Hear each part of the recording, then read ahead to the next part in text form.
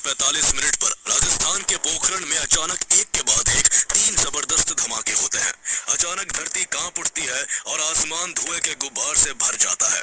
आसपास के गांवों में लोग सहम जाते हैं। किसी को कुछ समझ नहीं आता कि आखिर हुआ क्या है। लेकिन जब सच्चाई सामने आती है कि यह भारत का एक सफल न्यूक्लियर टेस्ट था, तो देश भर में खुशी और गर्व की लहर दौड़ जाती है। प्रधानमंत्री अटल बिहारी वाजपेयी खुद दुनिया को ये ऐलान करते हैं कि भारत अब एक परमाणु शक्ति है। अभिनंदन होना चाहिए वैज्ञानिकों का, उन इंजीनियरों का जिन्होंने पोखरण में जो कुछ हुआ उसे सफलतापूर्वक करके दिखाया। भारत का यह परमाणु परीक्षण इसलिए भी खास था क्योंकि अमेरिका की सैटेलाइट्स और CIA की तीखी नजरों के बावजूद भारत की इस योजना की किसी को भनक तक नहीं लगी थी। We've been following the Indian nuclear program for many years, but there's no getting around the fact that in this instance we missed and did not predict the particular tests involved.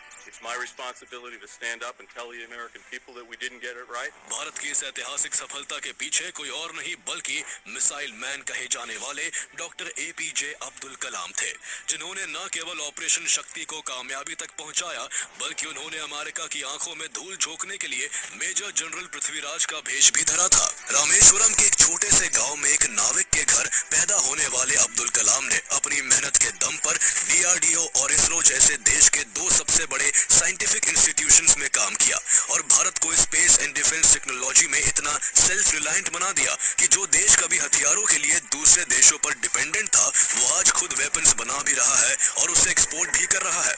उन्होंने अग्नि, पृथ्वी और आकाश जैसी मिसाइलों से न केवल भारत को एक मजबूत सैन्य शक्ति बनाया, बल्कि उन्होंने बच्चों को सपने देखना सिखाया, युवाओं को इनोवेशन की तरफ मोड़ा और विज्ञान को लैब से निकालकर सीधे गांवों तक पहुंचाया। वो महान साइंटिस्ट होने के साथ साथ देश के सबसे चहेते राष्ट्रपति भी बने, लेकिन उन्होंने फिर भी खुद को एक टीचर कहलाना पसंद किया। तो आइए जानते हैं मिसाइल मैन के नाम से मशहूर भारत के सबसे प्यारे राष्ट्रपति डॉक्टर APJ अब्दुल कलाम की पूरी कहानी। आखिर कभी फाइटर पायलट बनने का ख्वाब रखने वाले डॉक्टर कलाम भारत के महान साइंटिस्ट कैसे बने, भारत को न्यूक्लियर पावर बनाने में उनकी क्या भूमिका थी और जून 2007 में प्रेसिडेंट के रूप में दूसरे कार्यकाल की इच्छा रखने के बावजूद वो दोबारा प्रेसिडेंट क्यों नहीं बन पाए थे।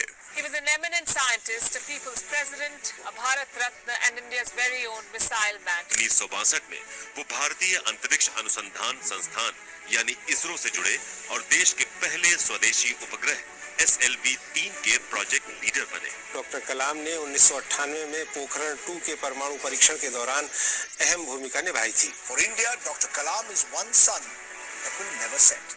Message is dream transforms